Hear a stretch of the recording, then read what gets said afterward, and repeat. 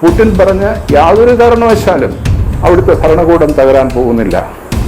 ഞങ്ങളുടെ തന്നെ എന്ന് തന്നെ അദ്ദേഹം തുറന്നു പറഞ്ഞു, ഞങ്ങളുടെ ഇൻഫർമേഷൻ, അതായത് അവരുടെ ഇന്റലിജൻസ് ആൻഡ് റഷ്യൻ ഇന്റലിജൻസ് വളരെ ഇഫക്റ്റീവാണ് ഈ തരത്തിലുള്ള സ്ഥിതിയിൽ.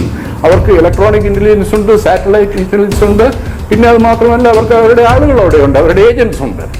ഇതൊക്കെ കൂടെ എടുക്കുമ്പോൾ അവർ പറയുന്നത് യാതൊരു വിധത്തിലും അവിടെ ഒരു കൊളാപ്സ് ഉണ്ടാകാൻ പോകുന്നില്ല.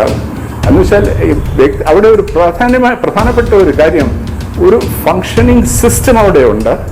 അതിൻ്റെ അണ്ടർപിന്നിങ് ആയിട്ട് ഒരു സിവിലൈസേഷണൽ അണ്ടർപിന്നിങ്ങും ഉണ്ട്.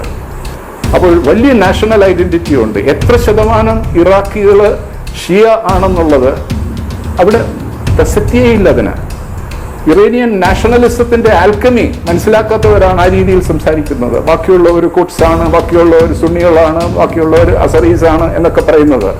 അതല്ല വരുന്നത്. സിവിലൈസേഷണൽ സ്റ്റേറ്റിന്റെ ഒരു പ്രത്യേകത എന്ന് പറയുന്നത് ഇതാണ്. ഇത് നമ്മൾ മനസ്സിലാക്കണം.